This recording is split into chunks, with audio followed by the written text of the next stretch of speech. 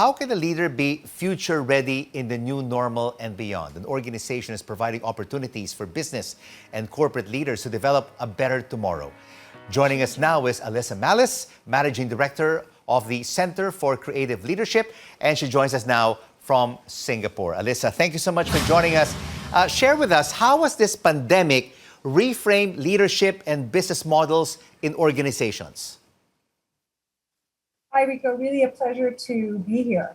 So, the pandemic was a big jolt that forced many organizations to reevaluate their business model and in many cases, even revisit their fundamental purpose.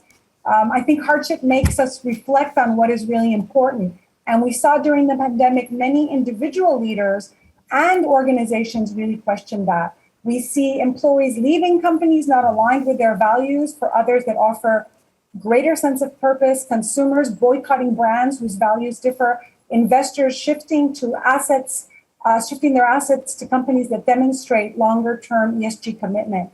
And our recent Asia-wide research on purposeful leadership shows us that leadership teams will also need to take on greater shared responsibility toward a socially and financially sustainable future by building purpose-led organizations. So, Elisa, your group has worked with many of the top local groups in the Philippines, from the likes of Jollibee, Globe, to Cebu Pacific. What were the top 3 points you shared with them to future-proof their businesses? Well, first of all, you can't future-proof your business if you don't have future-ready leaders. So leaders, and these are already exemplary organizations that are and have been doing this, leaders can maintain the well-being of employees by adopting an inclusive mindset, which fosters stability, welfare, productivity in the workplace.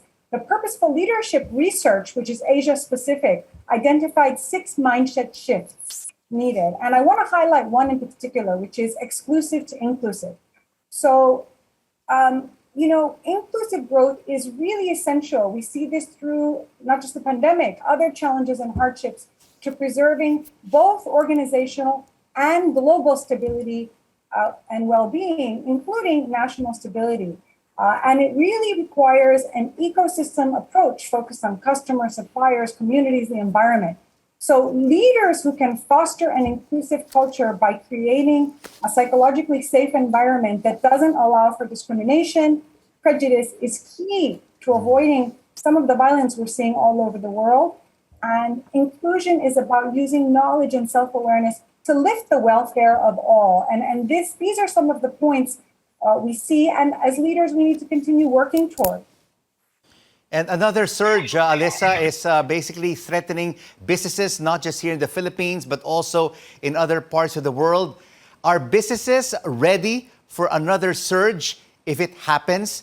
Do we already have these future-ready leaders ready to face new problems going forward? Well, I think here, Rico, the key word is agility. In our Asia research on the world versus COVID, agility was one of the 5 must-have COVID combat capabilities for leaders. And even though we're out of the crisis, I think this is still the essential capability. Leaders need to be able to deal with multiple moving pieces, both at the national and global context, that are impacting their businesses. For example, the current surge. As long as we don't see dramatic increase in hospitalizations, it requires a more subtle action from businesses. Leaders and businesses should not overreact or default to measures and actions they took earlier in the pandemic. We also have more compounded challenges in the region right now with China's latest lockdowns, and globally, the war in Ukraine, global oil, gas, food shortages. So agile leadership may mean adjusting business forecasts down, continuing to make real-time adjustments for the supply chain disruptions, and most importantly, keeping people healthy and safe while continuing to reopen in ways that are going to increase exposure, engagement, and collaboration. These are the things we desperately need for business and our economies to thrive again. But of course, when you have that agile leadership, you also have the finances to be able to pivot in a very difficult situation. But 99.5%, Elisa, of the businesses here in the Philippines are micro and small enterprises, and they have bled so much during these very challenging times. How can these types of businesses avoid their kinds of problems once again if another surge materializes? I think it's a community effort because, across most of Southeast Asia, including Philippines and Singapore, where I am based, the approach taken where we have high rates of vaccination and high rates of exposure to the virus has put us in a good position where further lockdowns should be avoided, barring an unforeseen variant. So I think businesses, larger businesses, and leaders need to remain vigilant, working with government to keep populations vaccinated, keep enough measures in place so that small businesses also then have the opportunity to work together, evolve out of this without going back to lockdowns. I think we're seeing that is very possible, and that should be our collective goal.